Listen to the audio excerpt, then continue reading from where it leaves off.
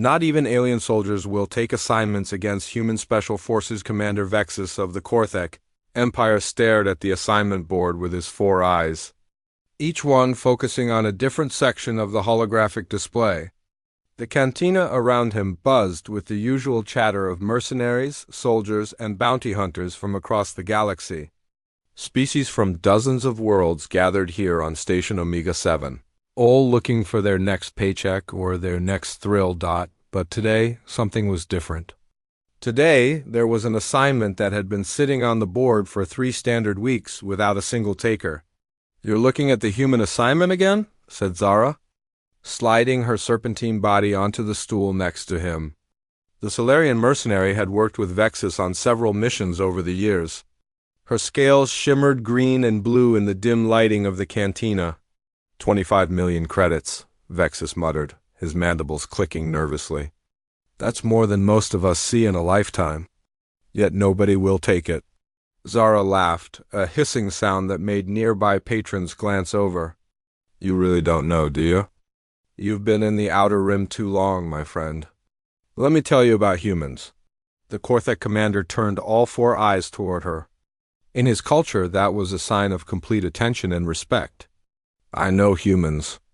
They're one of the newer species in the Galactic Council. Small, weak, short-lived. They've only been in space for about 200 of their years." "That's what everyone thinks," Zara said, ordering 2 drinks from the hovering service droid. "But those of us who've been around longer know better. Tell me, what do you know about their military?" Vexus searched his memory banks, enhanced by his species' natural ability to process multiple information streams. "Standard stuff. They have a decent fleet, nothing special. Their soldiers are average by galactic standards. They lack the strength of Urek warriors, the speed of Valerian scouts, the psychic abilities of the Mentari." "And their special forces?" The question hung in the air like a toxic cloud.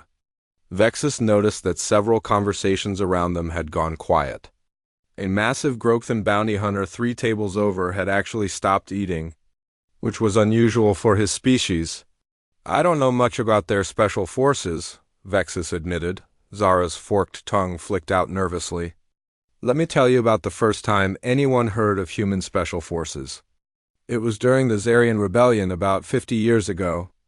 The Zarians had taken control of 3 mining colonies and were using the workers as shields.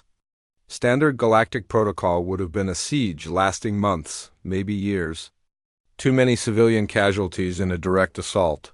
She paused as their drinks arrived, a glowing blue liquid for her and something that bubbled purple for Vexus. "The humans volunteered to handle it. Sent in a team of 12 soldiers." "Just 12. Everyone laughed. The Zarian commanders had over 3,000 troops and sophisticated defense systems. Vexus leaned forward. "What happened?" 72 hours later, all 3 colonies were liberated.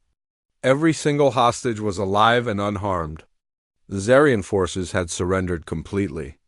When the other galactic forces arrived, they found something impossible. Which was? The humans had somehow gotten inside the most heavily defended positions without triggering a single alarm. They had neutralized key personnel so quietly that most of the Zarian troops didn't even know they were under attack until it was over. No shots fired. No civilian casualties. The Zarian commanders were found tied up in their own command centers, with notes explaining exactly how their defenses had been bypassed.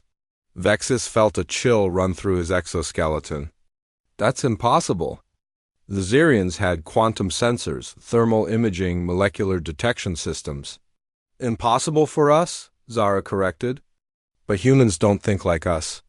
They don't fight like us. They have this concept they call thinking outside the box, while we're trying to figure out how to break through a wall. They're already behind it, having found a way that never occurred to anyone else." A new voice joined their conversation. "She's not telling you the worst part." Both turned to see Captain Morgic, a veteran Zephyrian warrior, whose people were known throughout the galaxy for their tactical brilliance and fearlessness in battle. His bird-like features were grim, and his usually proud crest of feathers lay flat against his skull. "Morgic," Zara acknowledged. "I didn't know you were here.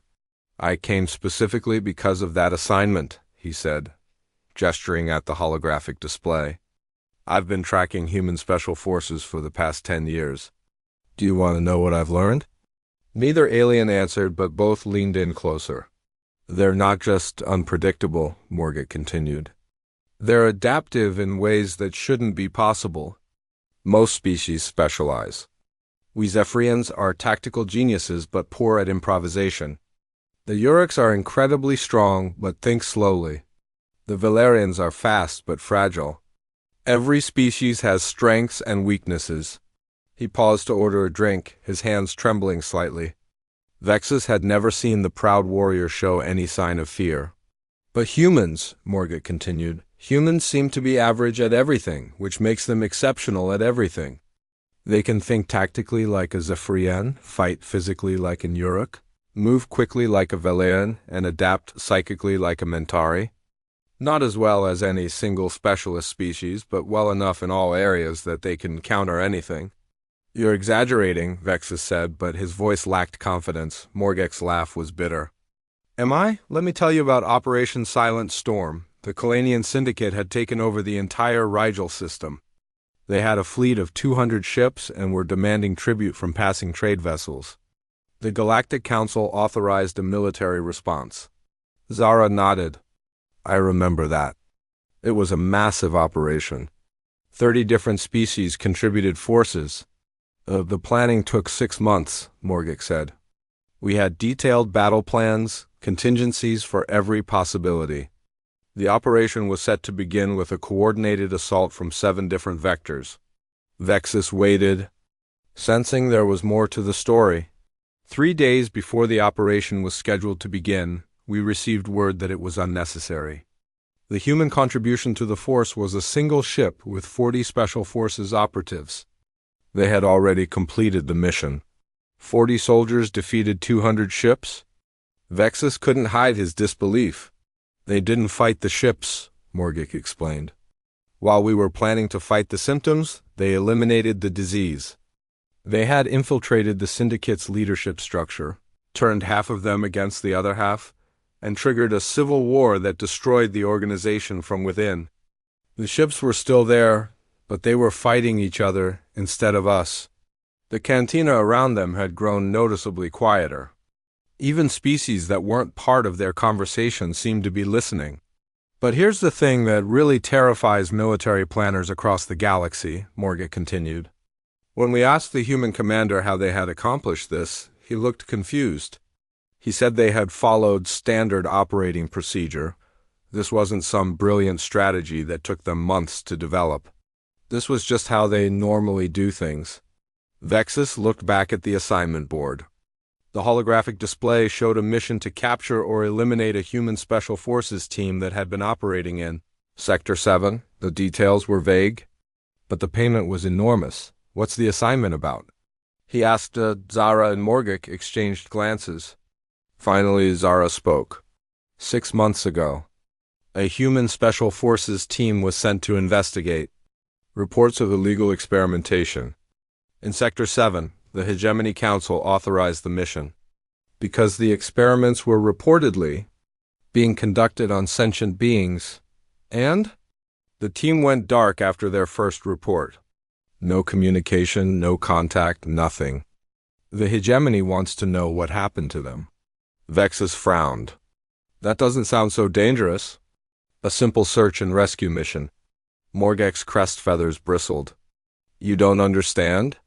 The team didn't disappear because they failed or were captured. They disappeared because they found something that made them decide to go completely off the grid. A human special forces team that decides to operate outside normal parameters is the most dangerous thing in the galaxy. Why? Because, Zara said quietly, when human special forces go dark, they're usually planning something so ambitious and dangerous that they can't risk anyone knowing about it until it's done. The last time this happened, they single-handedly prevented a war between 3 different galactic powers by exposing a conspiracy that none of our intelligence agencies had even suspected. Vexus stared at the assignment again. 25 million credits. More money than he could spend in several lifetimes. But the longer he looked at it, the more he understood why it had sat untaken for 3 weeks. So the assignment isn't really to find them, he said slowly. It's to figure out what they're planning and try to stop it. Now you're beginning to understand, Morgic said. And that's why nobody will take this assignment. Because somewhere in Sector 7, there's a team of human special forces operatives working on something so important and so dangerous that they've cut all ties with their own command structure. The 3 aliens sat in silence for several minutes, each lost in their own thoughts. Around them, the cantina's normal sounds gradually resumed, but the atmosphere remained tense. There's something else, Zara said finally. Something I haven't told you yet. Both males turned to look. 3 weeks later, Station Omega-7's cantina was busier than usual. Word had spread throughout the mercenary networks about something unprecedented that had happened in Sector 7, and everyone wanted to hear the details firsthand. Commander Vexus sat at his usual table, but this time he wasn't alone. Gathered around him were nearly 24 aliens representing 12 different species. All were seasoned warriors, bounty hunters, or mercenaries. All had decades of experience in the most dangerous corners of the galaxy. And all were listening intently as Captain Morgic shared intelligence, reports that had arrived just hours earlier. The entire Kalanian trafficking network is gone, Morgic said, his voice filled with something between admiration and terror. 17 facilities across 8 sectors. Over 3,000 captives freed. Estimated network value of 50 billion credits, completely eliminated. A massive Grothan bounty hunter named Thurok leaned forward. How many forces did the Galactic Council commit to this operation? That's the thing, Morgic replied. The Galactic Council didn't even know about the operation until it was over. This was 4 human special forces operatives working entirely on their own. The assembled group fell silent. Even species that normally showed no emotion were visibly shaken by this revelation. Zara slithered closer to the table. 4 soldiers destroyed an organization that had operations spanning half the galaxy? It gets worse, Morgic continued. According to the intelligence reports, they didn't just shut down the facilities. They coordinated simultaneous strikes across 8 different sectors, timed to the minute. While they were liberating captives at one location, automated systems they had programmed were taking control of ships and facilities hundreds of light-years away. Vexus felt his mandibles clicking nervously. How is that possible? Human technology integration, said a new voice. Everyone turned to see Dr. Kalena, a Mentari psychic who served as one of the galaxy's most respected intelligence analysts. Her species' natural telepathic abilities made them excellent at understanding complex patterns of behavior. I've been studying human special forces for the past decade, Dr. Kalena continued, settling her ethereal form into a nearby chair. What makes them so dangerous isn't just their individual skills. It's how they integrate with their technology to become something greater than the sum of their parts. Thurok snorted, a sound like grinding stone. All species use technology in warfare. Not like humans, Dr. Kalena replied. Most species view technology as tools to be used. Humans treat technology as extensions of themselves. When a human special forces operative interfaces with a computer system, they don't just access it, they become part of it. She gestured toward the holographic display that was showing news feeds from across the galaxy. Look at what happened in Sector 7. 1 human soldier gained access to the facility's computer systems and then controlled 17 different locations simultaneously. He wasn't operating 17 different machines, he had made himself into a network that spanned multiple star systems. The implications of this sank in slowly. Species across the galaxy had different strengths, physical, mental, technological, but humans seemed to be able to transcend their biological limitations by merging with their tools in ways that other species couldn't comprehend. There's something else, Morgic added reluctantly. The Hegemony Council has released a preliminary analysis of the operation. He activated a small holographic projector, and a three-dimensional tactical display appeared above the table. It showed the locations of all 17 facilities and the timing of their simultaneous neutralization. According to this analysis, the human team anticipated every possible response from the trafficking network. They had contingency plans for scenarios that the hegemony's best tactical minds hadn't even considered. When the Kalanian reinforcements arrived at their primary facility, they found their own ships turned against them. When backup security forces were activated at remote locations, they discovered that their weapons had been disabled and their communication systems had been compromised. A Valerian scout named Whisper spoke up, her voice barely audible even in the relative quiet of the cantina. How did they know what the responses would be? Dr. Kellena's expression grew thoughtful. That's what's truly frightening about human special forces. They don't just plan for what their enemies will do, they think like their enemies. They can anticipate responses because they understand their opponents better than their opponents understand themselves. Vexus looked around the table at the assembled group of hardened warriors. Every one of them had faced death countless times without showing fear. But now, discussing 4 human soldiers who had single-handedly dismantled a galactic criminal empire, they all looked unsettled. I've received additional intelligence, Zara announced, producing a secure data pad. The human team is still operating in Sector 7. They're not done.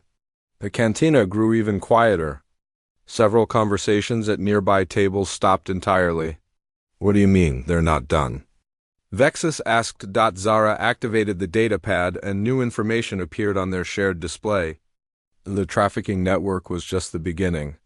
It turns out that the Kalanian organization was being funded by a coalition of 7 different criminal syndicates. The humans have identified all 7 groups and their leadership structures. Thurok's stone-like features showed what might have been respect. They're going after all of them? It's already begun, Zara confirmed. 2 days ago, the Nexus Cartel's primary operations center went dark.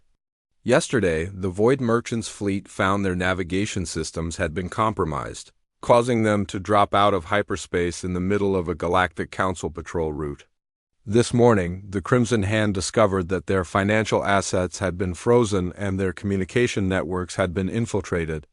Dr. Kellena leaned back in her chair, her telepathic abilities allowing her to sense the emotional undercurrents in the room. Fear, she said quietly. That's what I'm reading from all of you. And you're right to be afraid? What do you mean? Whisper asked. I've been monitoring galactic criminal communications for weeks. Do you know what they're saying about the Sector 7 incident? No one answered, but all were listening intently. They're not talking about the humans who shut down the trafficking network, Dr. Kellena continued. They're talking about the humans who made 17 impossible things happen simultaneously across 8 sectors without breaking a sweat. They're talking about soldiers who treat galactic-scale operations like routine training exercises. She paused, making sure she had everyone's attention. And they're all asking the same question. If 4 human special forces operatives can do this, what could a larger force accomplish? Morgic pulled up another display, this one showing deployment patterns of human military units across the galaxy. According to intelligence estimates, there are approximately 2,000 human special forces operatives currently deployed throughout Council space. The number hung in the air like a death sentence. Vexus did rapid calculations in his head. If 4 humans could dismantle a galactic criminal empire, 2,000 could theoretically restructure civilization itself. There's one more thing, Zara said quietly. The assignment board has been updated. Everyone turned to look at the holographic display that dominated one wall of the cantina. The original assignment to track down the human team in Sector 7 was gone. In its place was a new posting, Bounty, for information leading to the location of human special forces units, operating in Sectors 1 through 12, payment 100 million. Credits. The assembled group stared at the astronomical sum. 100 million credits was enough to buy a small fleet of starships or purchase entire worlds. Look at the posting details, Morgic said grimly. Vexus read through the information and felt his blood run cold. Zero applications. The posting has been active for 12 hours and nobody has even expressed interest. Thurrock stood up abruptly, his massive frame casting shadows across the entire table. I've fought in 3 different galactic wars. I've hunted criminals across a dozen sectors.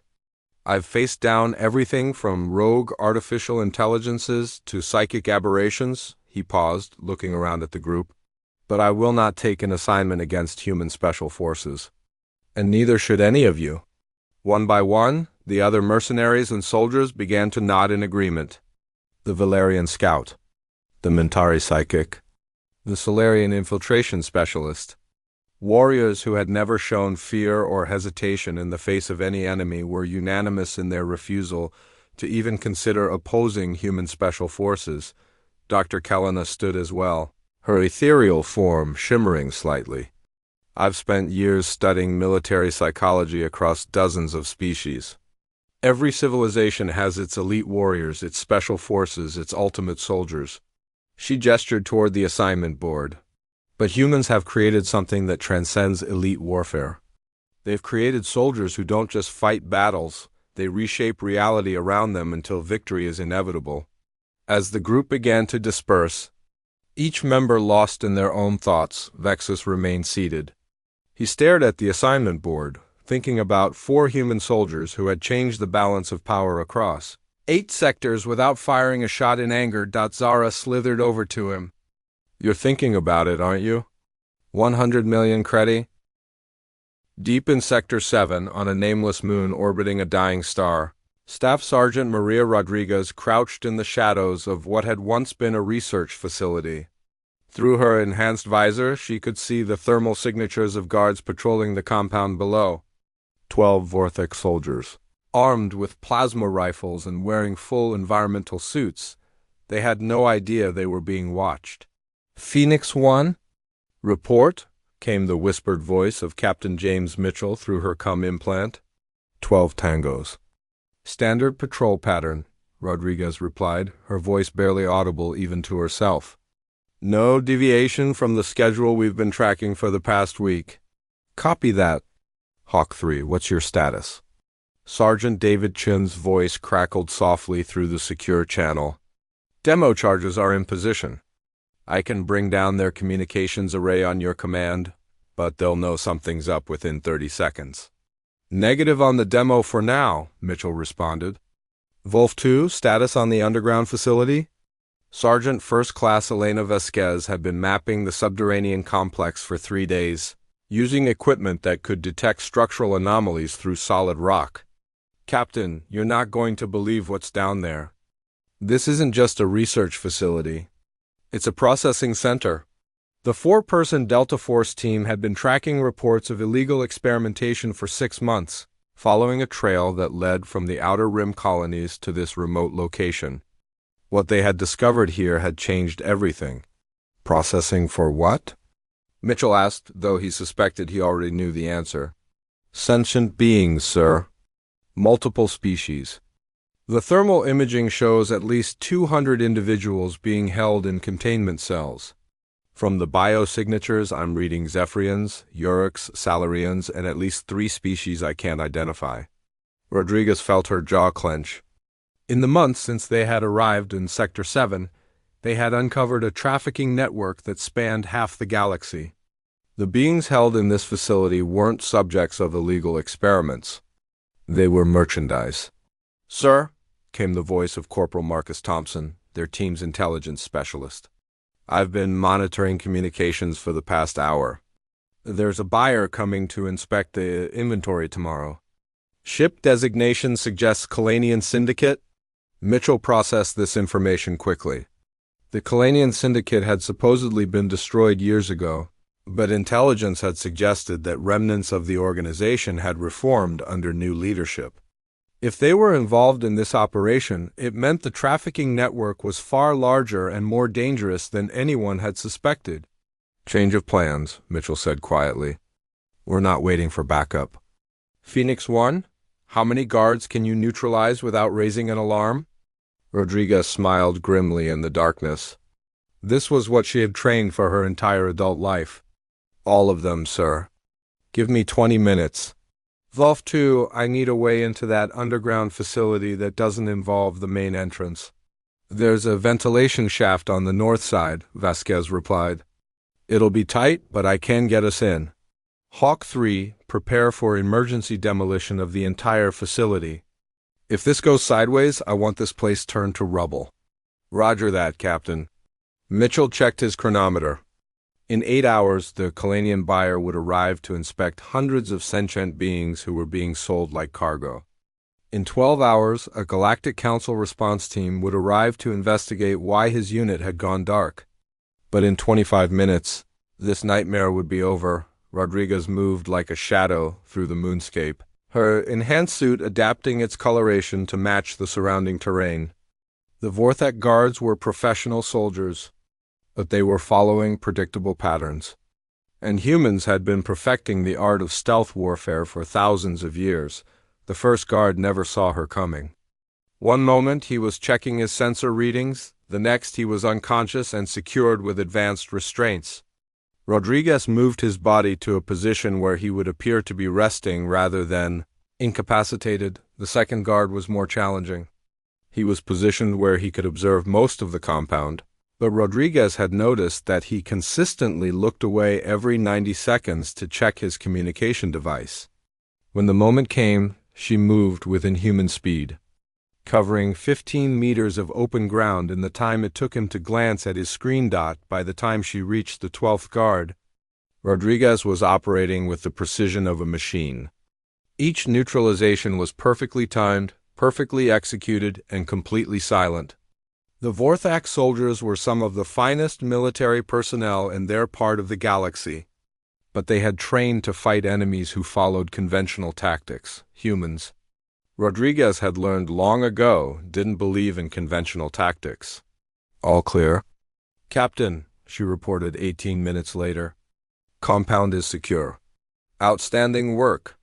Wolf 2, we're moving to your position. The infiltration of the underground facility was a masterpiece of careful planning and improvised adaptation.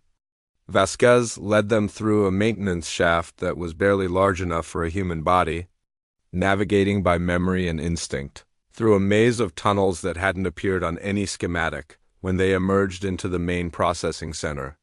All 4 team members felt their blood run cold. The facility was vast, stretching for hundreds of meters in every direction. Containment cells lined the walls in neat rows, each one holding a different sentient being.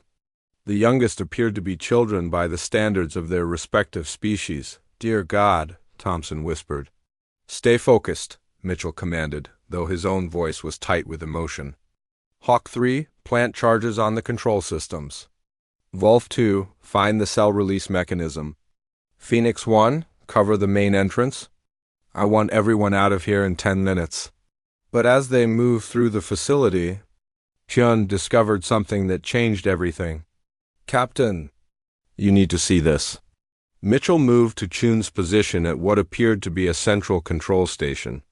The displays showed shipping manifests, financial records, and communication logs that painted a picture far worse than they had imagined. "This isn't just trafficking," Chun said quietly. "They're experimenting on the captives to determine which species are most suitable for different types of labor. They're creating a catalog of sentient beings organized by their usefulness as slaves.